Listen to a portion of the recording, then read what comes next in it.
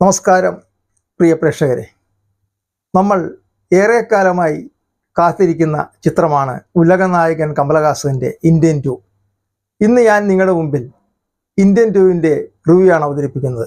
അജിത് കുമാർ വ്ളോഗ്സിലേക്ക് എല്ലാവർക്കും ഒരിക്കൽ കൂടി സ്വാഗതം.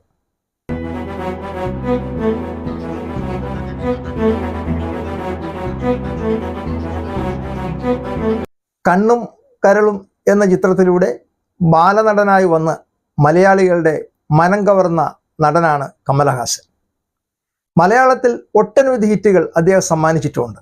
1996 പുറത്തിറങ്ങിയ ഇന്ത്യൻ എന്ന ചിത്രത്തിൽ കൈക്കൂലിക്കെതിരെ പൊരുതുന്ന സേനാപതി എന്ന ഉഗ്ര കഥാപാത്രത്തെയാണ് കമലഹാസൻ വെള്ളിത്തിരയിൽ അവതരിപ്പിച്ചത്.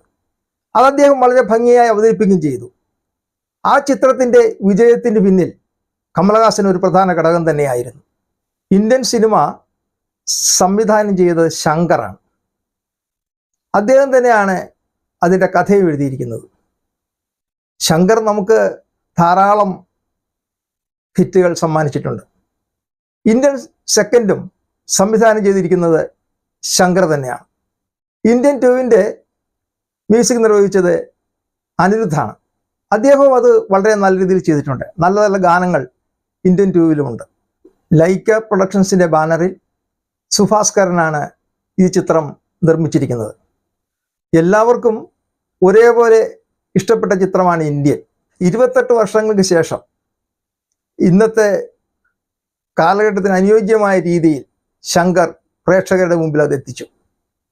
വർഷങ്ങൾ കഴിഞ്ഞിട്ടും നമ്മുടെ ഉലകനായകന് വലിയ മാറ്റമൊന്നും ഈ ചിത്രം കണ്ടിട്ട് എനിക്ക് തോന്നിയിട്ടില്ല. അദ്ദേഹം വളരെ ഭംഗിയായിട്ട് തന്നെ ചെയ്തിട്ടുണ്ട്.